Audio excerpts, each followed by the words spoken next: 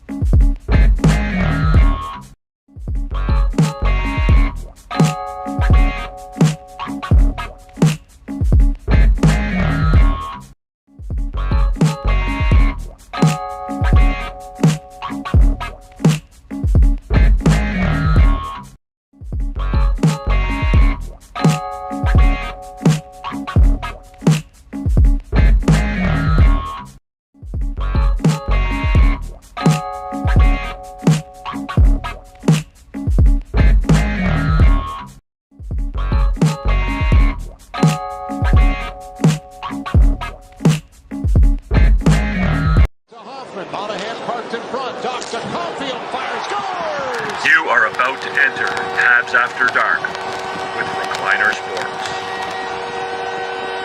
3, 2, 1, 0. What's going on, boys and girls, ladies and gentlemen? Welcome to another episode of Habs After Dark. Bienvenue tout le monde chez Notre émission de bleu, blanc, rouge, nuit. Ça va être une émission, je pense, un petit peu difficile ce soir. Le Canadien se fait embarrasser un peu par les Stars de Dallas. Le compte final de 7-0. Un touché avec conversion pour Dallas contre 0 pour Montréal. This could be, I don't know. I mean, there's lots to talk about, I think, guys, but it could be a bit of a tough show. Canadiens lose 7-0 to the Dallas Stars. A converted touchdown, shutout. But it's a weird game, guys. I'm going to start by saying that it's a weird game. I don't want to do all of the talking tonight. I hope that we are able to have a conversation about this and that you guys will participate, because I'm very, very interested to hear what you thought about that game. I'm interested to hear what your thoughts were about the game. If you're watching on TikTok, come on over to YT. If you have questions and you want to be into the show, have your say, then come on over here. Mark has something to say, and I'm interested to hear it. I honestly didn't think they played that bad. The score wasn't indicative of what went on. Weird game, but adversity was bound to hit at some point. Let's see how they respond. Yeah, I don't disagree with that at all, Mark. As really crazy as it seems to, as it sounds, after a 7-0 loss, I don't think that was a terrible game. Now I'll tell you what I think happened. And you can tell me whether I'm crazy or whether I'm right or wrong. I thought they had a really strong first period. I thought they dominated the Dallas Stars in the first period, and I thought they did not get rewarded for the way they played in the first period. And as a result, I think it sort of led to a bit of an emotional dump going into the second period, where they thought they were playing really, really well. And given the frustrations that they've had over their last couple games, I think it kind of led to them letting down a little bit in the second period. They of course allowed the Lindell goal to go down 2-0 relatively early in that period. It was a play that was a weird one. It was one where I believe it was Carrier, could be wrong on that one. One of the Canadiens defensemen, either way, broke his stick. Doc gave his stick to that defenseman. The puck went to the point. Doc slid out and blocked a shot with his foot and ended up in the corner injured. And the Dallas Stars then proceeded to score a third goal to make it 3-0. And then about a minute after that happened, Alex Newhook was tripped up by Ilya Lyubushkin going into the corner, and went down awkwardly into the boards with his foot kind of twisted up underneath him, and had to be helped off the ice. Wasn't able to put any pressure at all on his foot.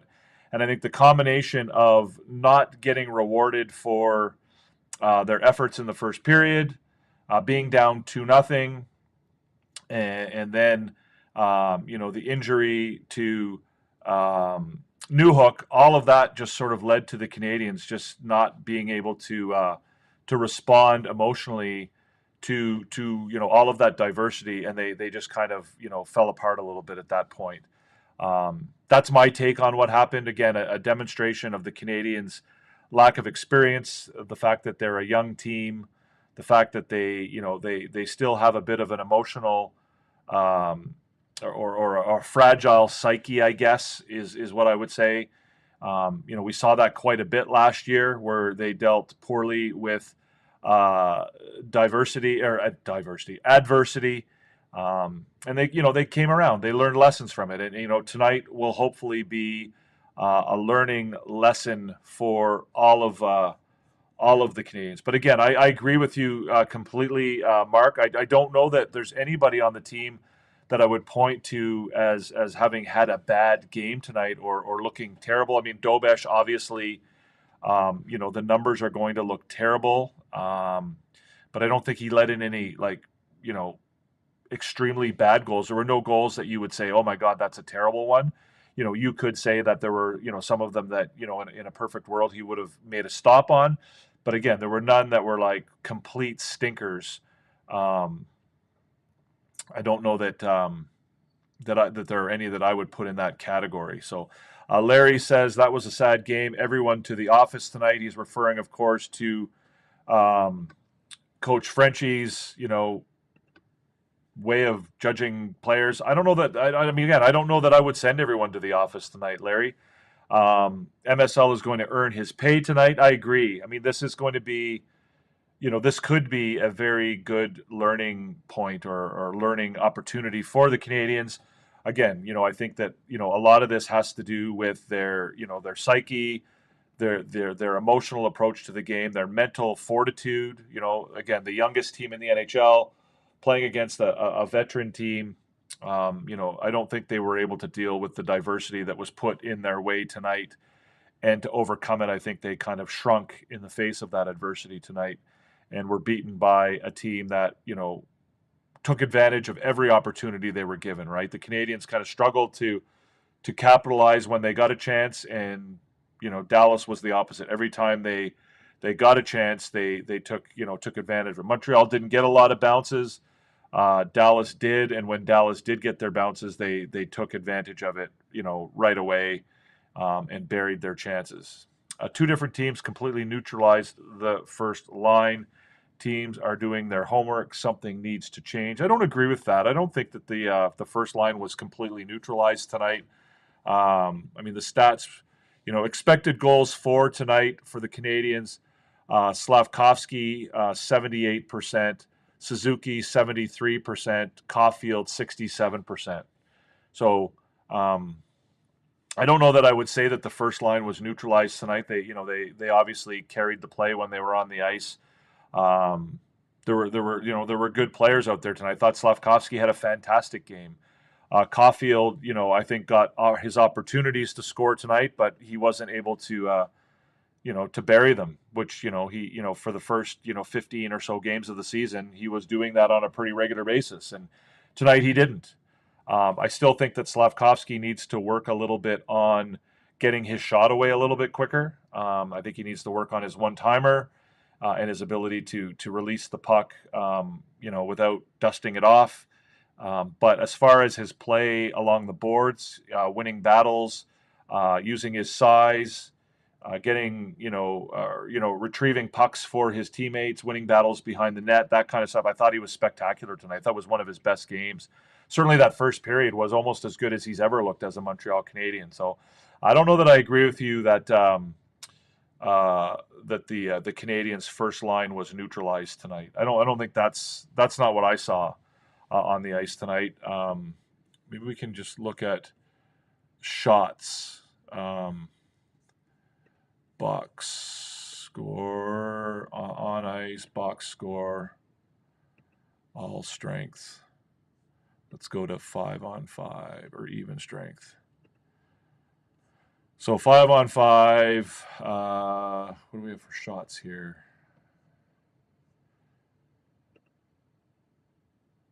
Slavkovsky, 3 shots on goal. Suzuki with a shot on goal. Caulfield with 0 shots on goal. Shot attempts, what do we got?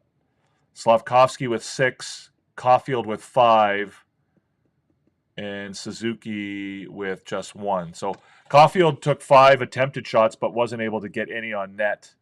That's a problem. Suzuki had 6 attempted shots. So I don't know that I would agree with you about the Stars shutting down the first line. It's part of learning. Absolutely, Larry. Again, this is you talk about Marty St. Louis earning his money. This is, I think, what Marty St. Louis does really well as a coach, is taking what's up, Peter August? Good to see you. Welcome back. It's been a while. Yeah, this is what I think Marty St. Louis does really, really well, right? He teaches, like he takes lessons out of bad situations, and I think this is a game that, there's no other way to put it than the fact that it wasn't a great game for the Canadiens. But that said, if it's something that they can use to learn something and take it with them, to the next game, the rest of the season, what have you, then I think it certainly can be viewed as a positive. And so, again, Marty St. Louis is big on, learning how to win. That's sort of the umbrella of all of his teaching is how, teaching these kids how to win, because I think there's no real denial. There's no real way to deny that this team has skill and talent. It's just a matter of whether or not they can,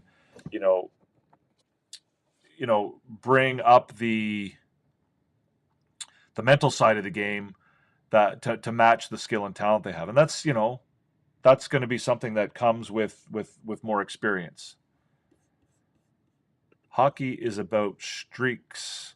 In the end, you want more winning than losing ones. People freak out when we lose 2 games. Yeah, I agree. I mean, ideally, you want to be a team that gets away from the streaks, and you want to be a little bit more consistent. But I get your point, Peter, and you're right, absolutely, that Montreal Canadiens fans in particular, freak out over 1 or 2 bad performances, and all of a sudden, you go from planning Stanley Cup parades to planning a funeral, right? Like, I've already had people in TikTok tell me that Marty St. Louis needs to be fired, that they need to call up Jacob Fowler, that they need to get Nazem Kadri to Montreal like immediately, that all of these different things need to be done. And the reality is that this wasn't a terrible game for Montreal.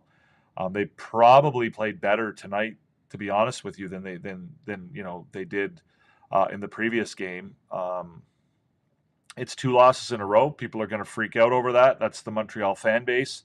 That's just the way it goes. But at the end of the day, I think you need to look at the expectations that you would have had for this team, and then decide whether or not you're really that upset or not. Because if you expected the Canadiens to, the problem with the Canadiens is they do really, really well, and then the fans get their expectations through the roof, right? All of a sudden, the Canadiens are 12 and what were they, 9-3 through their first 12 games, and then all of a sudden, the expectation now is that they're going to win the Stanley Cup. And so when they come back to the pack a little bit, now everyone's kind of freaking out. So I agree with you absolutely, Larry. It was a learning experience for a young team playing against 2 games in a row, right? This is 2 games in a row where they played experienced teams who knew how to play that style of game. And, teams like Dallas know how to win when they don't have their best stuff. And, they didn't really have their best stuff in the first period, and the Canadiens were kind of all over them. And they knew how to sort of weather that storm. And, the Canadiens didn't know how to deal with allowing a goal against the run of play, right? The Canadiens it's like football, right? Or rugby. I don't know how much you guys play rugby, but or football, like you're dominating the other team. You're running you're moving the ball down all the way to the other end, and just as you get to the end zone and you're about to score a touchdown, they pick the ball off and go all the way down to the other end and score a touchdown. And so, how do you deal with that, right? How do you deal with that adversity? How do you deal with the fact that you were controlling the play, you were playing really, really well, and then all of a sudden, one tiny little mistake sends the other team all the way down the other end. Now all of a sudden, you have a decision as to whether or not you're going to continue to play the way you were playing and continue to dominate, or whether you're going to have an emotional letdown and allow the other team to get into the game, right? And that's kind of what you're talking about tonight. So that's the way it is, right? Habs fans are Habs fans. Wait till after the Boston game. Well, again, depending if they can, if they can recover mentally and emotionally from these last 2 games, we shall see what goes on Saturday. Right?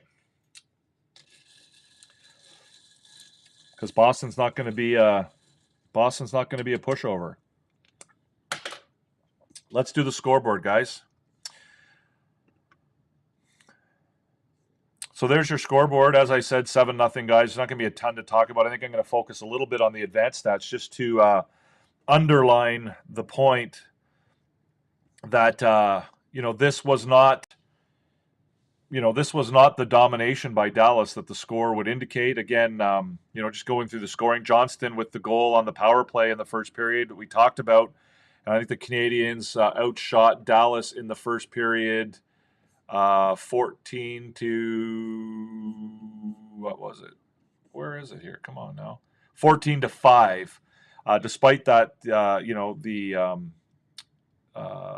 Stars score a power play goal at 14:21. And the Canadiens, to be honest with you, were doing a pretty decent job of killing that penalty. And then all of a sudden it was like quick goal, right? Hintz to Ranton into Johnston, that three-way passing play. Johnston scores from the bumper position. Then in the second period, you have the goal from Lindell where Doc gives up his stick to Carrier, I believe it was, or one of the defensemen anyway. Blocks a shot with his foot. Really, really, gutsy play by him. Injured, goes in the corner, and while he's in the corner dealing with his bad foot, Sagan or Lindell scores a goal from Heiskin and Faxa. Then all of a sudden they're down 2-0, and they're and then shortly after that, Newhook gets hurt. Things look bad. They don't deal with it really, really well. And then the race is on. Sagan gets a breakaway. Again, just breaks behind, gets behind Lane Hudson, goes in, scores on the breakaway. Then Robertson scores back-to-back goals, and at this point it's just kind of. I think the final goal from Blackwell kind of summed it all up, right? The puck's behind the net, and Blackwell and I think it was Dobson, might have been Matheson, but I think it was Dobson. Kind of like they both go for the puck at the same time. The puck goes up in the air from behind the net, goes over the back of the net and in the goal off of Samuel Montembeau's back, and that was kind of a reflection of how the game was going for the Canadiens. They were getting no bounces, and everything Dallas did was turning to gold, and everything Montreal did was turning to a pile of shit. That was the 7-0 goal. So if you look at some of the advanced stats, you see that the game was, for a 7-0 game, these are not what you would expect to see. Corsi, shot attempts, right? So the Canadiens had more shot attempts tonight than the Dallas Stars did. They carried the play. They had the possession. 50-43. So, the Canadiens directed more pucks towards the Dallas net than the Dallas Stars did towards the Canadiens net. The shots were 23-19 in favor of Montreal. The hits favored Montreal 30-17. So this idea, I think somebody in the TikTok was talking about how soft and small the Canadiens are. Well, they 30-17 shots tonight, right? The face-off circle was somewhere where they struggled tonight, 28-16. So I think it was 64% in favor, 64% for Dallas, and 36% for the Canadiens.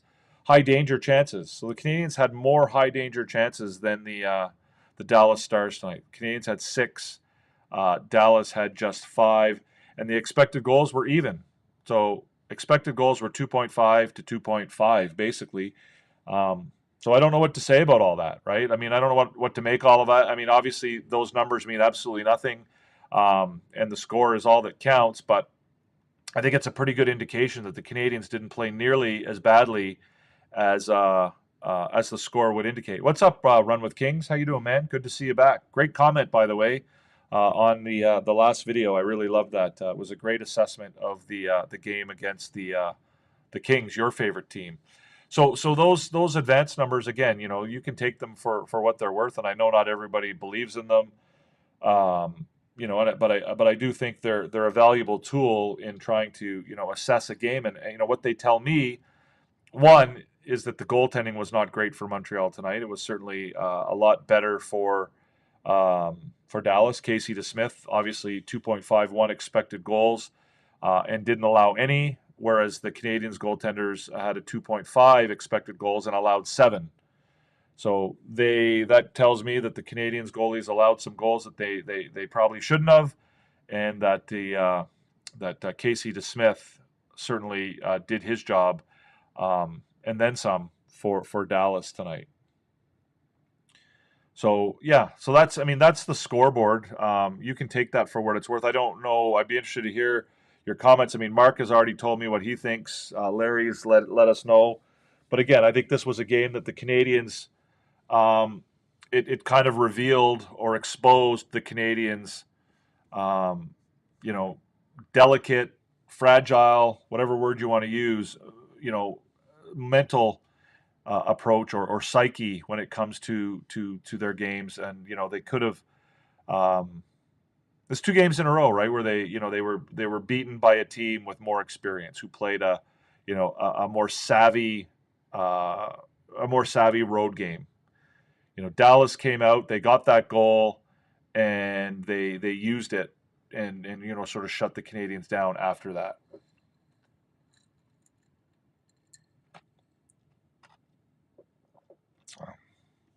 So I don't know if you agree with me on that. If you disagree with me on that, obviously I think it's a weird thing to be saying after a 7-0 loss that the Canadiens didn't play that badly, but I think there's some evidence to back that up, and I'd love to hear your thoughts about it before we go. Maybe you guys can also, I don't know who's in here right now. I think Run with Kings is in here, Larry's in here, Mark, if you're still in here, maybe let me know what who you thought were the players that I'm going to put the A team up here in a minute, so maybe you can let me know which players deserve to be on the A team.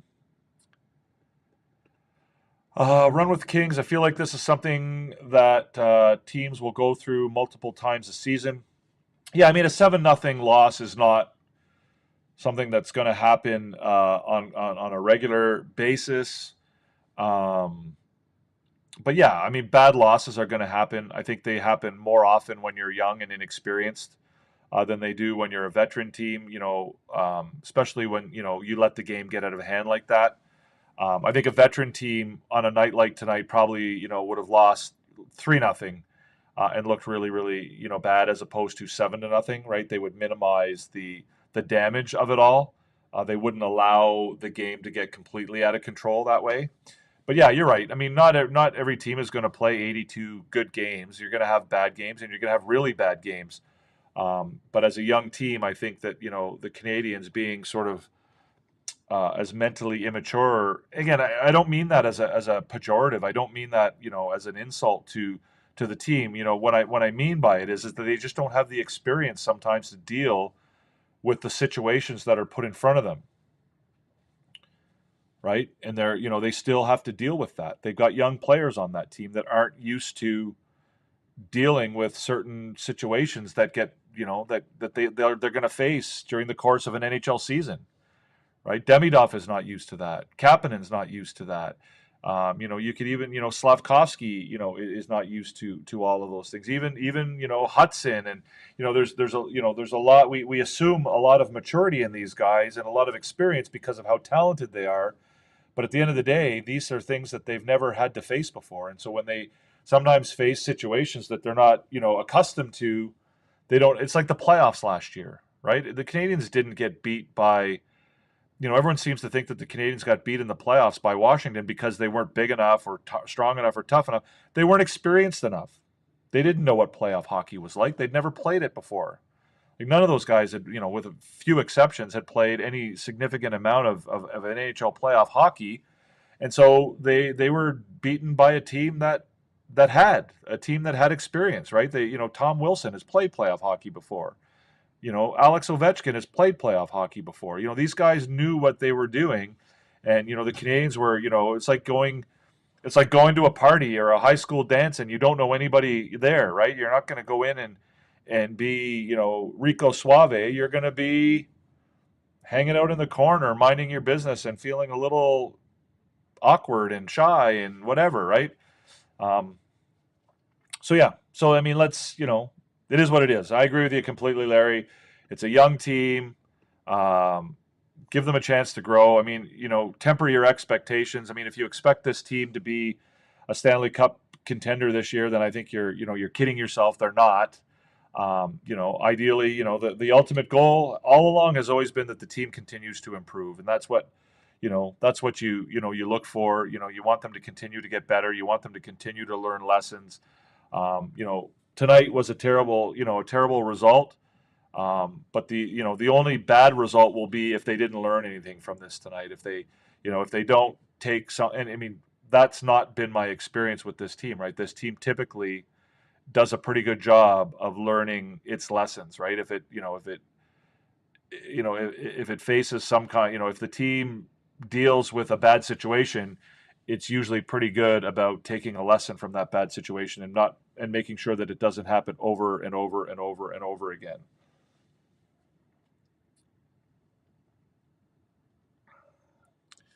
So yeah, I don't know. I mean, I think you're all making great comments, and I think we're all pretty much in agreement here. I mean, I know there's going to be a lot of fans out there. I mean, we try to keep things pretty level-headed and even-keeled here, which is I think that's probably what you guys are pretty good at. There's going to be a lot of fans out there that are going to be clamoring for all kinds of changes, right? Canadiens fans always want to make a move or fix a problem. Like there's always something that needs to be fixed with Montreal Canadiens fans when things are going badly. But the reality, is that they just need to, keep going, right? We're obviously it looks like we're gonna have to deal with, Alex Newhook's injury. Hopefully he's not out at all, and hopefully if he is out, that it's only for a short period of time. But we're probably going to see a call up. I don't know who you guys. Maybe you guys can let me know who. If they do have to put Newhook on the injured list, who do you think they have to bring up from Laval? Who would you bring up from Laval to take Newhook's spot? If in fact he does have to miss a game or two, or hopefully not more than that.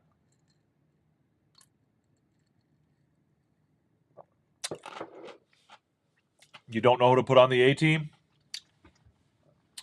I think there were at least two guys to me that really stood out tonight. Maybe three that I thought looked really good tonight. Not really good, but very good.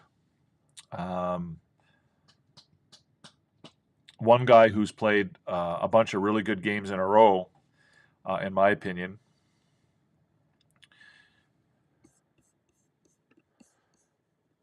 Should I do it? You ready to go? Do you want to go for it now, or do you want to hold off for another minute? You have any? Who do you think the Canadiens should bring up?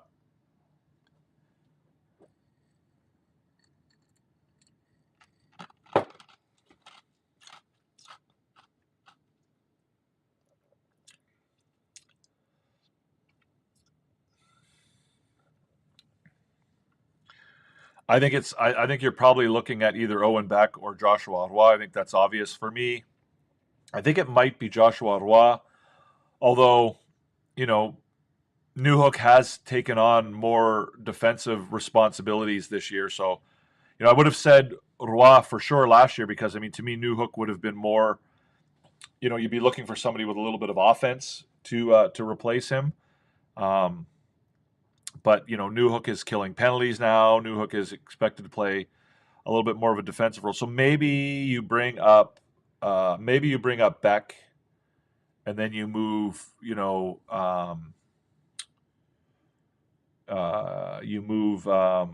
Bolduc up to the second line. So you've got Bolduc, Kapanen, and Demidov, and then you've got you've got Beck with Doc and Gallagher.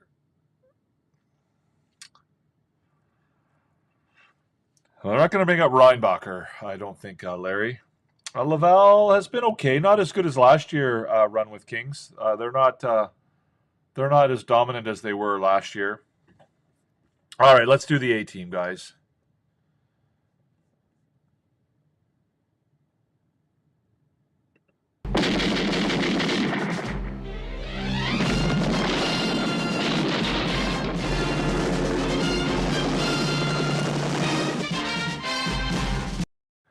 So there it is, guys. I know you guys are probably going to freak out over one of those names. Happy to address it and talk about it.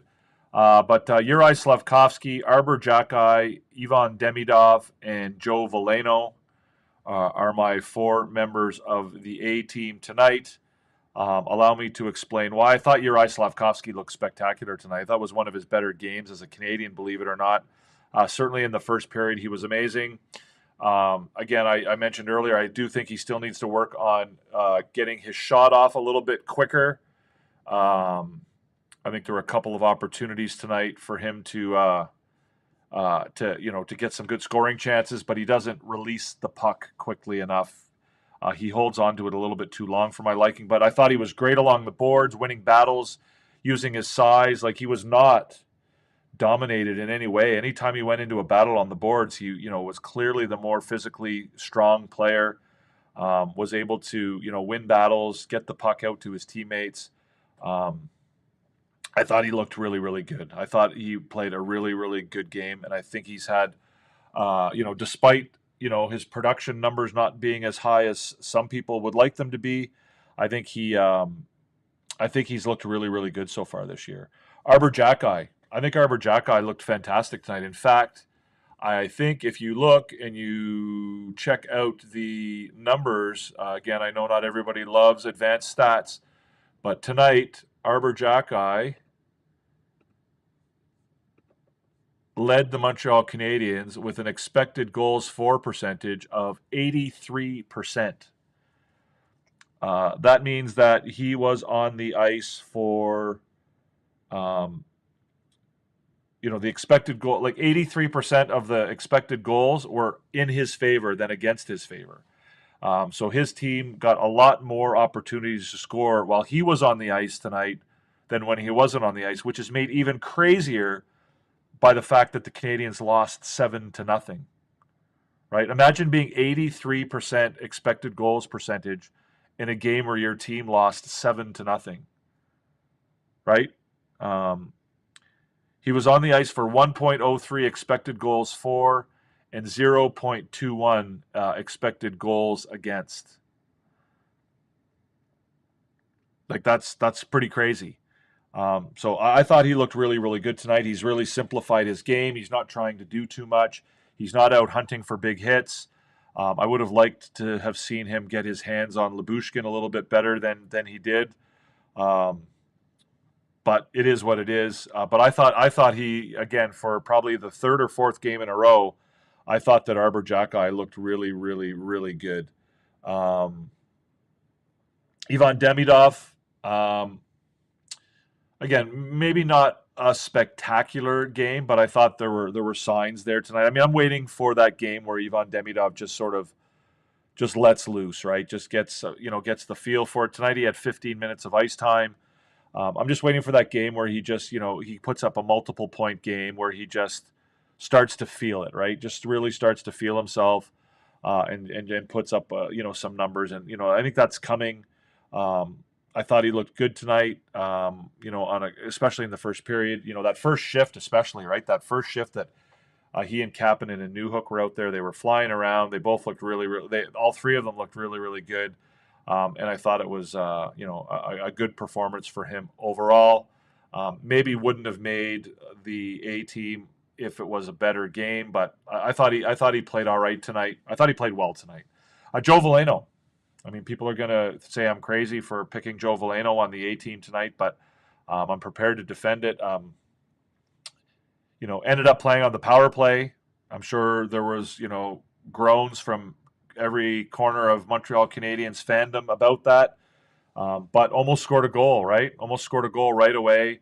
At the end of the day, you can say what you want about him being on the power play, but, he was told to do it, and he went out and did it, and he did it well. Right? He's asked to, basically Joe Veleno has done everything this team has asked him to do this year. And I know he's taken a lot of heat from certain fans that probably don't quite understand exactly what Joe Veleno is being asked to do by this team. I think they don't really understand the role he's being asked to play. But, again, Joe Veleno was given a job tonight, and he did it, right? He looked good out there. Expected goals percentage, goals for percentage of 68% tonight. Better than anybody on his line, better than Anderson and Evans, who were both down around 34%, right? Evans was 32%. and Anderson was 34%. Joe Veleno was 68%. So I thought he looked good tonight. I thought he was skating well. Did a good job forechecking. I thought the Canadiens did a good job on a lot of that stuff, right? They were doing a really good job pressuring Dallas in their own end and turning over pucks in the offensive zone. And I thought Veleno was a big part of that. So I have him on my A team tonight. I thought he played well. And I mean, again, I'm not a Veleno hater. I mean, I think I understand what he's trying to do and what he's being asked to do for the Montreal Canadiens, and I feel like he's doing it quite well. So, Joe Veleno, Ivan Demidov, Arbor Xhekaj, Juraj Slafkovsky. Did I get it right? Did I get it wrong? Is there anybody that you think I missed that should be on the A team? Is there anybody you think I included that shouldn't be there? I'd love to hear what you have to think. I'd love to hear your thoughts. Let me know what you think about the A team for tonight. If you're over here on TikTok, guys, and you have questions and you want to talk about the game, the team, come on over to our YouTube channel, Recliner Sports 4. We're live over here. We're talking about the game. Feel free to pop over and join the conversation.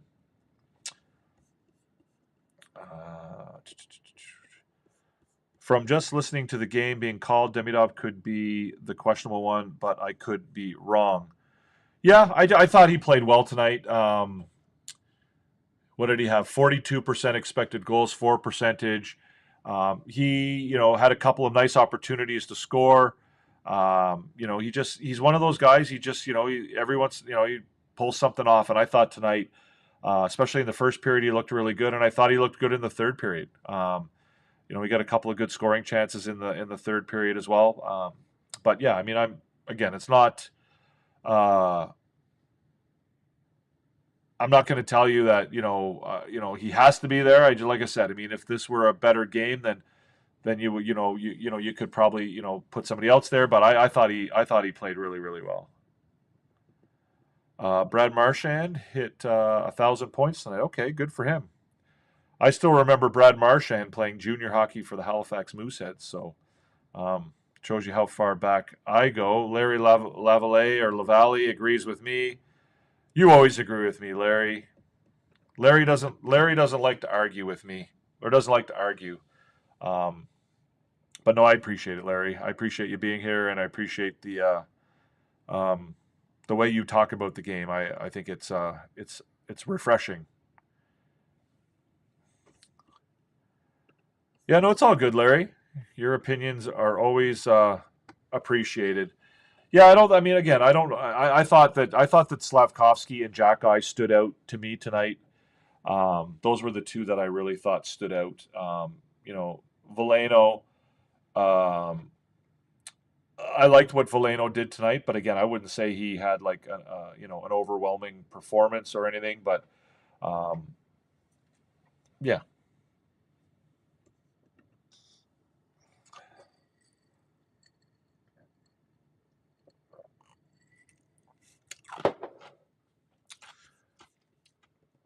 I agree. Run with Kings. It has been a weird couple of games.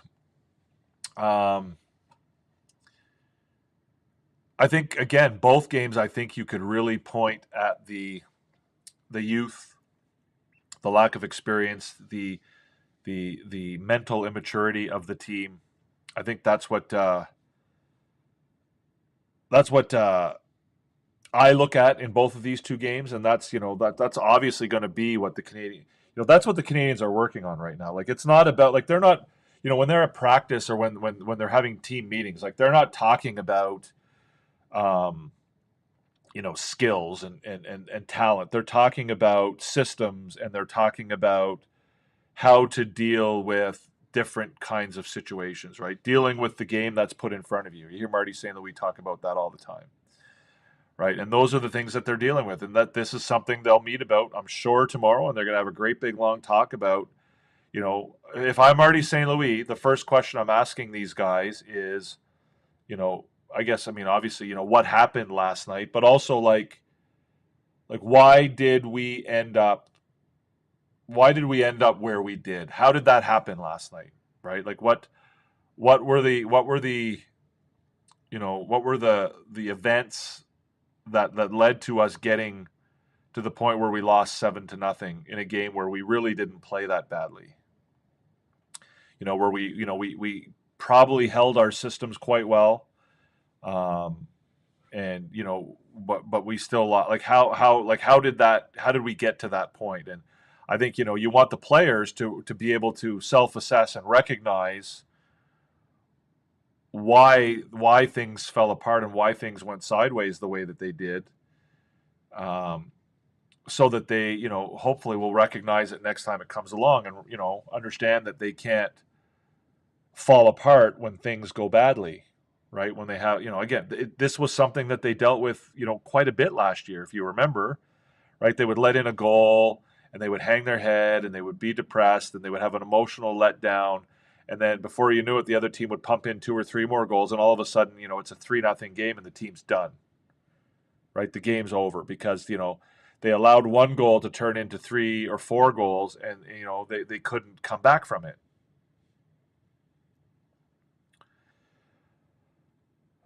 Fatigue. That's a good question. I don't know that I would agree with that run with Kings. Again, I didn't see anything tonight being quote unquote fatigue related. There's no aspect of tonight's game that I would say was related to them looking tired or whatever. I know that Nick Suzuki is playing with a I don't want to call it an injury, but it is whatever you want to call it. He's playing with a bump, a bruise, whatever. I think that Hudson might be too. I think that Hudson might be playing with something going on there that's not allowing him to play at his 100%. So I think those 2 guys aren't at 100%. But that said, I don't think that that's the reason why they would have struggled in these last 2 games. But yeah, I don't know that I would count fatigue as something that's hindering the team right now. Yeah, I mean, I don't know about back to reality. I mean, I don't what is this team? Is this a team that's going to win 8 out of every 10 games it plays? Absolutely not. But is it a team that can finish in a playoff spot? Not a wild card spot. Yeah, I think it can. So I don't know what the reality is of this team is. The reality is it's probably going to be some ups and downs, right? Inconsistency is a hallmark of young, inexperienced hockey teams, right? Teams that can go on streaks like last year, second half of the season last year, as much as it was spectacular and the Canadiens were able to fight their way into a playoff spot. It was a season of streaks, right? There were big winning streaks and there were big losing streaks, and even at the end of the season, they just squeaked in at the very end of the season because they didn't do anything really to help themselves. They didn't win a lot of games in those last 5 or 6 games of the year. So it's going to consistency is one of the last things a hockey team is able to perfect.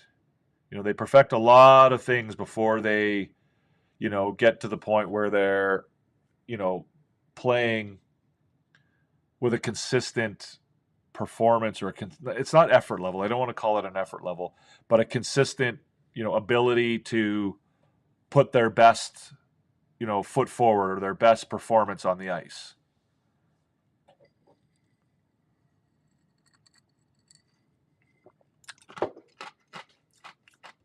If you're not yet subscribed, guys, you can do so by hitting the button down below.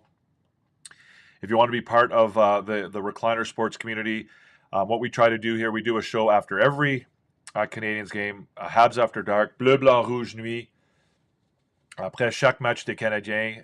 It's a place for you to come and have conversations about the game, about the team. And we again, I don't want to be self-aggrandizing or anything like that, but I try to bring, and I'd like to have objective, intelligent conversations about the game. I don't want to just get into the our team's awesome kind of stuff and be a bunch of cheerleaders And I don't also want to be, the guy who, goes into panic mode, when they lose a game or two, or goes into Stanley Cup parade planning mode when they win 2 or 3 games in a row. Like, I want to have, level-headed, intellectual, objective conversations about the Canadiens. And if that's interesting to you, then certainly, it would be great if you would subscribe. We're trying to get to 500 subscribers. We're right around 30 left to get there. So if you're watching, whether you're watching live or in a replay, we'd love for you to be a part of it. So hit that subscribe button. It's right down there, down below. Easy to do.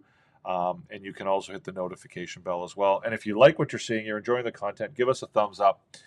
Si vous voulez joindre à nous, vous pouvez pousser sur le bouton en bas, devenir un membre de l'équipe, de la famille Recliner Sports. On essaie de vous donner des émissions où on parle objectivement, intelligemment au sujet des Canadiens, au sujet des matchs. Alors, si ça vous intéresse, vous pouvez donner sur le bouton en bas et devenir membre de la communauté. Nous avons un but d'avoir 500 membres. Il nous reste environ 30. Alors, chaque nouveau membre, c'est très important pour nous. Et si vous voulez être partie de la famille, de la communauté, on aimerait bien vous avoir.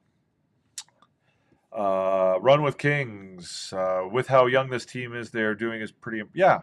I mean, again, expectations are a really, really interesting thing, right? This is a team that last year I think some of us might have thought they had an outside chance of making the playoffs, but most people didn't expect them to make the playoffs.